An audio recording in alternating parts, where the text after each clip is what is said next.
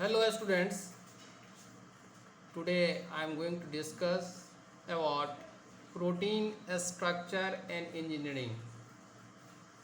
Do you know what is basic principle of two-dimensional gel electrophoresis? You know the basic principle of two-dimensional gel electrophoresis is isoelectrofoxing and SDSP. Isoelectrofoxing, it is a technique through which we are going to separate the protein that have different pi. Each protein have their own pi and it will move to their respective pH on pH strip. So if we observe the isoelectrofoxing pH strip, all the protein, it will move toward the respective pi. You know, pi is the pH at which net charge of protein is 0. So in one dimension, what you will extract the unknown proteins, that it should be separate on the basis of pi. All the protein will move and become static on a particular pH on pH strip. It means the protein may have same pi but different molecular weight or molecular size in kilodaltons. So they need a further separation of protein. Whatever we have separated the protein through isoelectrofoxing machine, that is through which protein are going to separate it on the basis of pi, we put that strip that contain the mixture of different protein that have same pi on pH strip on the SDS page gel. SDS page gel. In SDS page, there is a separation of that protein on the basis of size, on the basis of mass by charge ratio. So this is the two basic principle of two-dimensional gel electrophoresis. Next, that is why two-dimensional gel electrophoresis is better than one-dimensional gel electrophoresis. You know, in one-dimensional gel electrophoresis, that is either separation of protein on the basis of pi or separation of protein on the basis of size of the protein or molecular weight of the protein. We cannot further separate if we are doing only isoelectrofoxing. It may be possibility that two or more than two different size of protein may be accumulate on same pi. If you see in the diagram, this is the possibility I am talking that, but again they need of further investigation or separation of protein. So we cannot completely separate the protein of more than one different size of protein. Again, if we do only SDS page, then we can separate the protein on the basis of size, but tell about the different size protein may have different pi or same pi. So these two parameters that is essential for final separation of protein, that is on the basis of pi. If we do only this isoelectrofoxing, we cannot separate the protein that have different size. That's why there is need of further separation through SDS page. That's why two-dimensional gel electrophoresis is better than one-dimensional gel electrophoresis. If a question asked like what is PI and what is isoelectrofoxing, what is SDS page, then we can say PI, it is the pH of, that is the pH at which net charge of protein is 0. Each protein have their own PI. When it will move from 0 to 14 on the pH strip, then the protein, after attaining the PI, it become static. That process we will perform or we can do in isoelectrofoxing machine, that is totally based on separation of protein on the basis of PI. So just try to see in this diagram the movement of protein through the arrow, and proteins are going to separate on different pH. So that pH is the PI of different type of protein that have same PI but can have different molecular weight or molecular size in kilodalton. Isoelectrofoxing, it is a technique through which we are going to separate the protein on the basis of PI in isoelectrofoxing machine. Now, just for final separation of protein, we again do the separation of protein on the basis of size of isolated protein or separated protein on the pH strip through isoelectrofoxing. We put the pH strip on that SDS page gel, and then in presence of electric field and electrophoresis buffer, polyacrylamide gel electrophoresis buffer, there is separation of protein on the basis of size. The SDS page provides the negatively charged to all the proteins, and then final separation of protein occurs. So this is the method for separation of protein on the basis of size. Now, next question, that is why chymotrypsin cannot digest the protein of pancreas. You know, a pancreas, an organ present in human body or animals. So,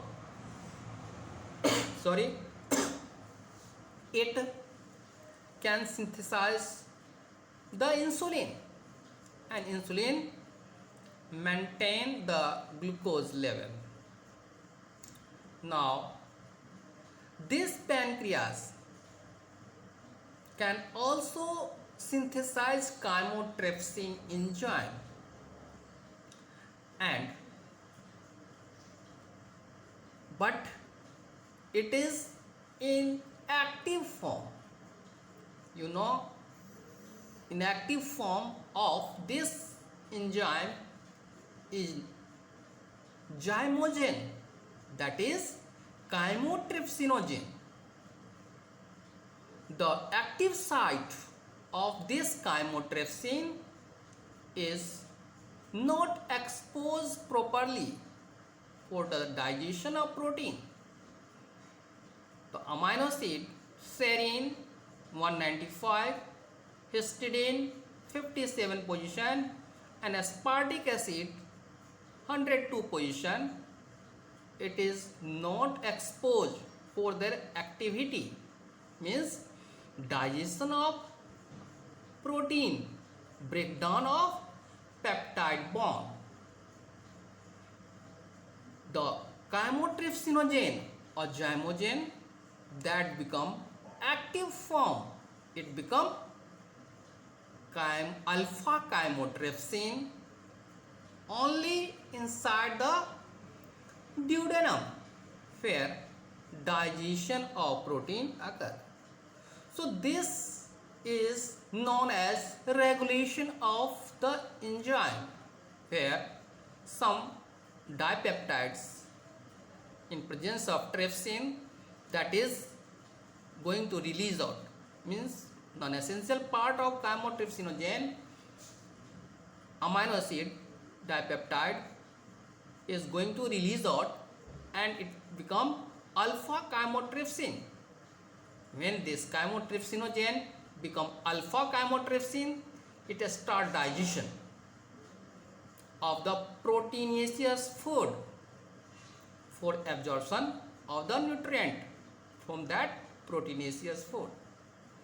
That's why due to inactive form of this chymotrypsinogen, that is zymogen, this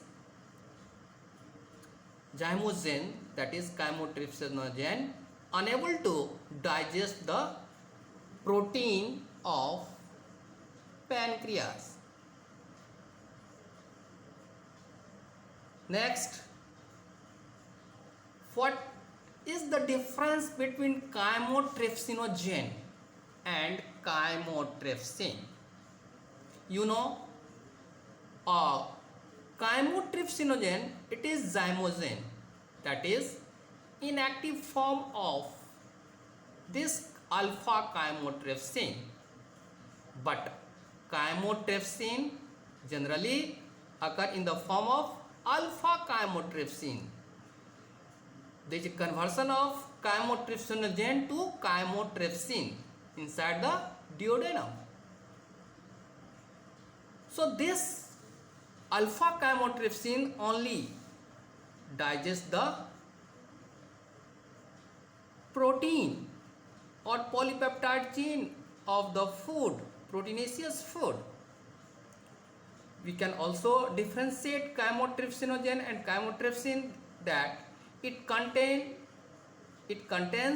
a long polypeptide chain. There is a continuous chain of 1 to 245. But in case of chymotrypsin, it contains 3 polypeptide chain: polypeptide chain A, polypeptide chain B, and polypeptide chain C. And these all joined together by 5 disulfide bonds. So this is the major difference. We can also say the synthesis of chymotrypsinogen occur inside the pancreas, but this chymotrypsin become active form after regulation of this chymotrypsinogen occur inside the duodenum of your body or our body.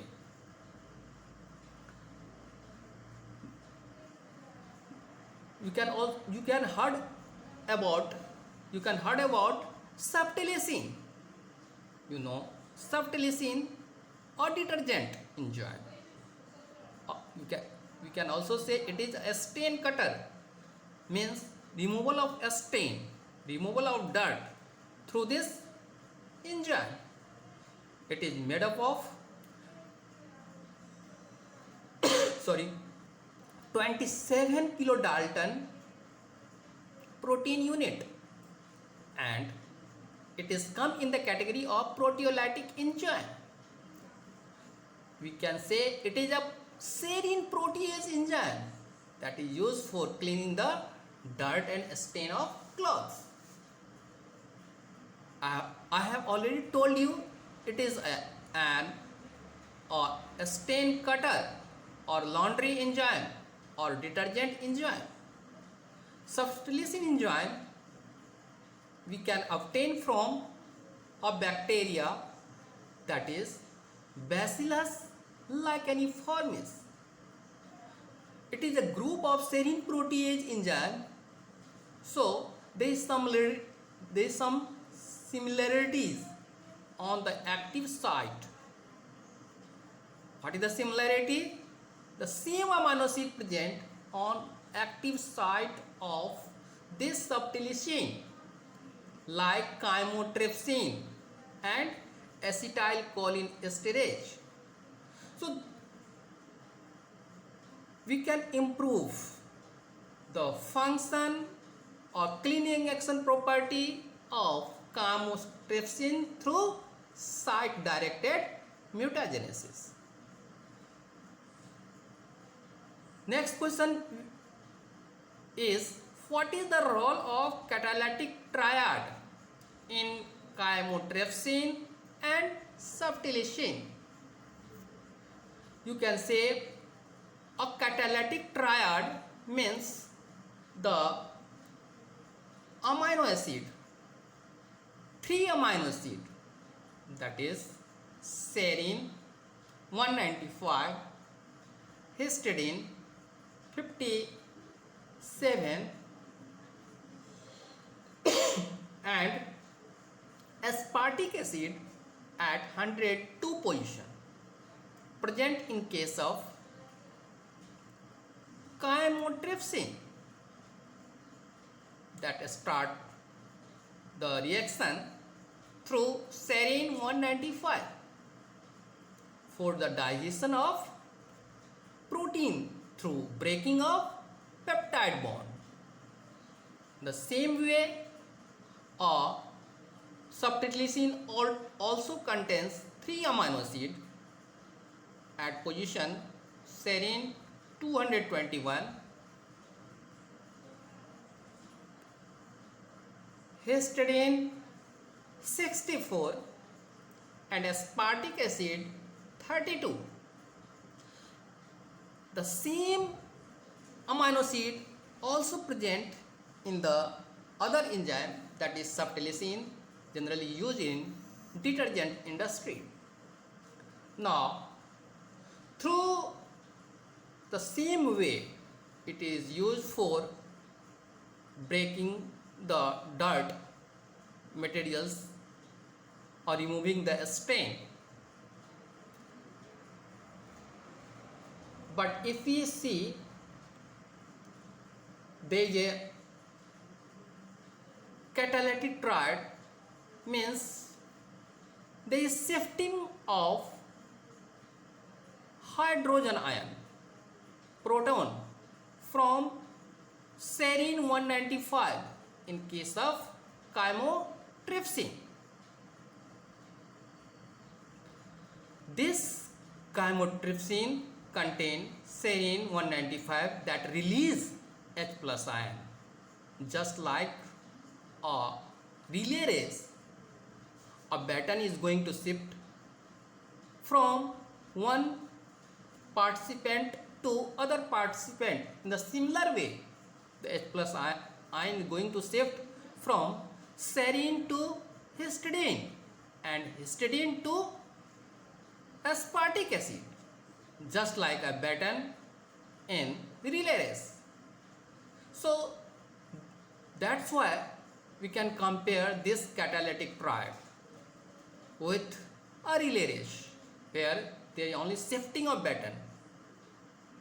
In case of chymotrypsin action, again there is shifting of H plus ion in between three amino acid during action or digestion of peptide bond of the food. So that's why we can say there is a role of catalytic priority, means actual molecular action is proceed only through this three amino acid present at active site of that three amino acid of two different enzyme. You know a serine protease, because a serine must present on the active site. So there is certain group of enzyme, that is proteolytic enzyme, that is serine protease enzyme, are chymotrypsin, subtilisin, acetylcholine esterase.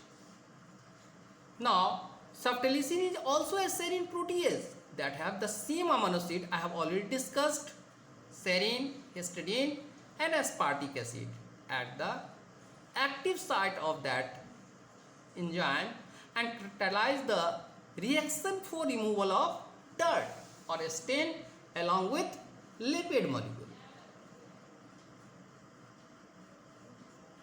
Now I have already told that molecular technique, what is site directed mutagenesis.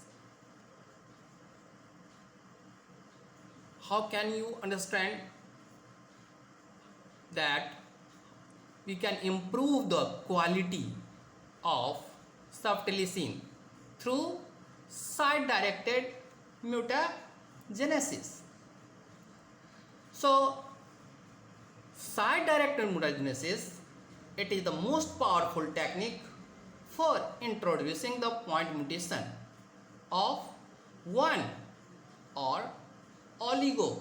Oligo means few nucleotide change in the codon that lead to change in the amino acid and enhance in the useful property of enzyme like subtilisin, beta lactamase enzyme and tyrosyl tRNA synthase enzyme.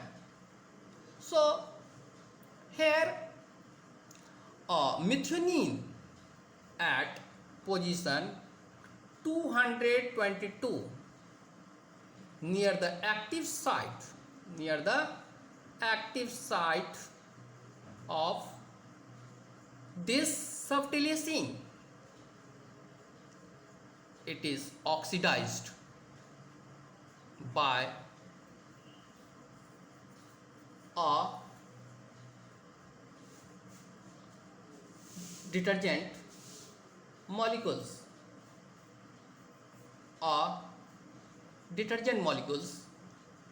that decline the cleaning action property, and 90% activity of this cleaning action property is going to reduced due to presence of methionine of the polypeptide chain of this subtilisin enzyme. The bleaching agent present in the detergent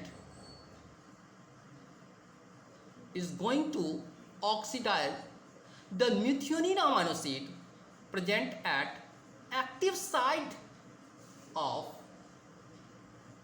near the active site of this subtilisin enzyme, due to which they drastically reduce in the cleaning action property of this subtilisin enzyme.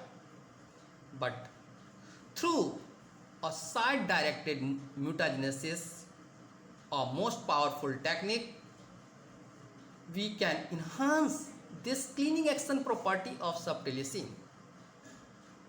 There is a replacement of methionine at 222 position by alanine or cysteine through a point mutation at codon level or gene level. So if we compare the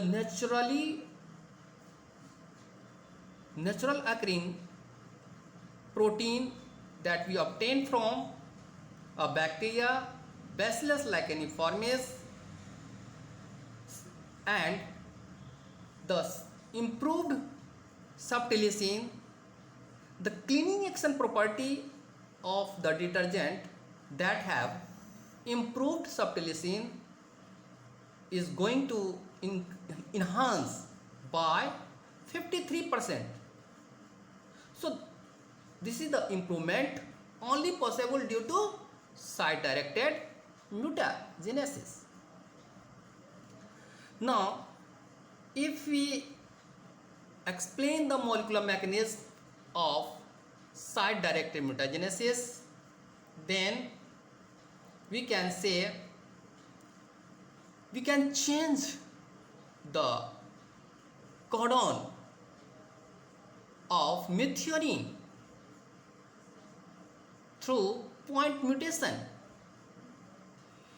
In methionine that is present in the polypeptide at the DNA level or codon level, a single nucleotide or two or oligonucleotide change lead to change the codon coding power, and this codon going to change for cysteine or alanine due to a single nucleotide change of the codon of methionine or oligonucleotide change of the codon of methionine. There is a large improvement in the cleaning action property of the subtilisin by 53%. So this is the molecular technique, that is site directed mutagenesis, through which we are going to improve the cleaning action property of subtilisin. That is a most powerful enzyme in detergent industry to remove the stain or dirt present in our clothes. Next, if we see how can we improve, I have already discussed. We can improve these things through point mutation at DNA level or codon level of the codon of methionine, where one nucleotide or two nucleotide of this methionine codon is going to change into codon of alanine or cysteine. So bleaching agent cannot affect the amino acid like cysteine or alanine. So this is the improvement only possible due to site directed mutagenesis. Now if we ask, or anyone ask, what is essential amino acid and what is non-essential amino acid? Why branch chain amino acid is essential for an athletes? Amino acid which is not synthesized in our body and taken through diet or food is known as essential amino acid, and the amino acid which is synthesized in our body and no need from external source is known as non-essential amino acid. So if you learn one code, that is treat very ill MP at hospital, so where treat You see the red letter, they 2T, T for tryptophan and T for threonine. In very letter word V, valine, and ILL, isoleucine, leucine and lysine, and MP means methionine, phenylalanine, and then AT at hospital A and H, arginine and histidine. Out of 20 standard amino acid, 10 are essential amino acid that is not synthesized in our body, and 10 are non-essential amino acid. Now question part, that is, why branching amino acid is essential for an athlete? Athletes, when they are running, they require huge quantity of energy. So branch chain amino acid that contain a bulky R group, that can be aliphatic chain of hydrocarbon or it can be aromatic. So if this carbon part, it is utilized for energy production, and nitrogen part, it is converted into alanine, and this alanine is going to transport into the liver and take part in energy production. Therefore, branch chain amino acids are good source of energy, because the athletes require huge quantity of energy for completing their races. And they are requiring huge quantity of energy during, before and after exercise, and protecting their biomass from breakdown of muscles. So a bulky R group, the carbon part is utilized for energy production, and nitrogen part again converted into alanine, and again alanine inside the liver, that is produce the huge quantity of energy.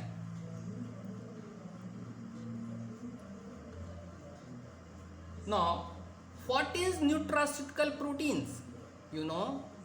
Nutraceutical protein, it is made up of two words, nutrition and pharmaceutical. A protein that have nutritive value as well as work as a medicine or drugs for curing any particular disease, then we can say it is a nutraceutical proteins. So if we take the example whey contain so many useful compounds. When we are going to uptake a whey protein, we can say it is charge in Hindi. The tripeptide or 3 amino acid chain, that is tripeptide level of our body is going to enhance. So this tripeptide, it is also known as glutathione. It acts as a reducing agent, and it detoxifies so many harmful radicals, harmful chemical compounds that is present in our body, harmful xenobiotics that is present in our body. So that is curing the different type of disease like skin disease, gonorrhea, urinogenital tract infection. Such type of disease can be cured with the help of whey protein. Next question, what is probiotics? Probiotics, it is a oral administration, uptake of living organism or source to promote the growth and health of human is known as probiotics. In this case, we are taking directly a living organism or their products so that it can cure our different intestinal problem. Example, probionts, lactobacillus, Planatorium. It is a bacteria present in curd. Metabion, Lactobacillus species. Next, try to know what is biological value, what is protein efficiency ratio, and what is digestibility of protein. You know, biological value of protein is the percentage of protein nitrogen retained in our body after consuming the known amount of protein nitrogen. So if you are taking some quantity of nitrogenous protein, that is nitrogen present in protein, some protein it will release out, in the form of urine, and some protein it will release out in the form of fecal materials. Only certain amount of protein is going to retain after absorption and assimilation through microvilli of alimentary canal, small intestine. So this is known as biological value of protein. You know, biological value, BV means biological value, that is nitrogen intake, whatever the nitrogen in the form of protein you have taken, minus addition of both nitrogen that is present in fecal material plus urine, divided by nitrogen intake minus fecal material of nitrogen, multiply by 100, just to calculate the biological value of protein. Next terminology is protein efficiency ratio. It is a growth parameter which is expressed in the term of weight gained by animal or human body after feeding, consuming 1 gram of protein. So if you are going to take 1 gram of protein, suppose 0.6 gram protein retained, nitrogen retained in our body for increasing the body mass, a body weight, rest 0.4 gram, that is in the form of urine or in the form of fecal material, is going to release out. So this is the weight gain in our body expressed as a growth parameter, that is protein efficiency ratio. Protein efficiency ratio is highest in case of wheat protein and lowest in case of the whey protein. Digestibility, the third parameter, third terminology, it is a parameter for calculating percentage of total nitrogen consumed. It is the parameter for calculating percentage of total nitrogen consumed, absorb nitrogen through alimentary canals. So we can express this digestibility equal to nitrogen intake minus fecal material of nitrogen divided by total nitrogen. So these are the terminology you must remember to understand the protein structure and engineering. Next, you know what are different example of protein deficiency related disorder or disease. Protein deficiency disorder or disease, there are 4 different examples, that is beta thalassemia. In case of beta thalassemia, there is lack of beta chain in hemoglobin, due to which oxygen carrying capacity is become less.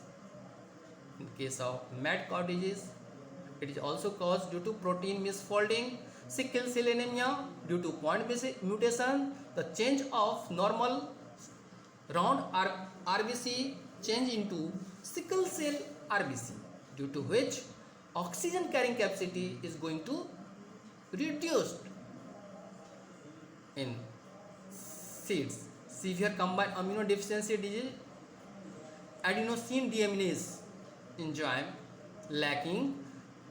In case of children, such type of disease occur. Next question is, what are different non-covalent interaction responsible for a structural organization and functional of the protein? So you know there are covalent and non-covalent interaction, but non-covalent interaction are very weak in case of aqueous media. So that is responsible for a structural and functional organization function of the protein. You can say hydrogen bond between hydrogen and oxygen, hydrogen and nitrogen, hydrogen and fluorine. Hydrogen or oxygen bonding generally occur in water, due to which water are in liquid state. Water is in liquid state. The half-life of hydrogen bond is 10 power minus 9 seconds. So flickering of cluster of water is due to presence of hydrogen bond. These are in liquid state due to cumulative large number of hydrogen bond in water. Non-ionic interaction, you can say, that is ionic interaction between positively and negatively charged ion molecules, like positively charged amino acid and negatively charged amino acid, that is going to interact. And then hydrophobic interaction or amphipathic molecules, you know, molecules that have certain region have polar region and certain region are non-polar.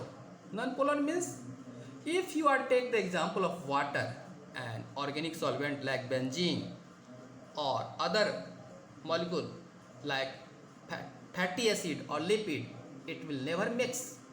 So hydrophobic is due to bulky, alkyl, aliphatic or aromatic R groups, so that cannot interact with water. It will interact with the same type, that is hydrophobic, that have no attraction toward water. So there is a particular layer it will form. One is hydrophilic end and one is hydrophobic end. A miscellaneous, you can all lipid bilayer. So these are the example of hydrophobic interaction you can observe in this molecular structure. Then van der Waals interaction, that is the due to electron cloud present between non-charged molecules. This electron cloud of two different molecules are going to interfere and create attraction or repulsion. If these two molecules are very close, then it will repel each other, and if these two molecules, although it have no charge, due to presence of electron cloud, it will attract each other. So this is a van der Waals interaction. So these all different type of interaction responsible for a structural organization of different biomolecules and functional stability of different biomolecules. These have play vital role for function of these molecules. So these are, if you see the structure of hydrogen bond of the water molecule in a straight chain and in angular structure. So you can observe the hydrogen bond in between water molecule in a nucleic acid and link hydrogen bond, and you can also observe the ionic interaction between two charged molecules, and you can also observe hydrophobic interaction in the plasma membrane or biomembrane or Michaelis structure or bilayer of membrane. We can also observe the weak interaction of the van der Waals interaction. Thank you and have a nice day.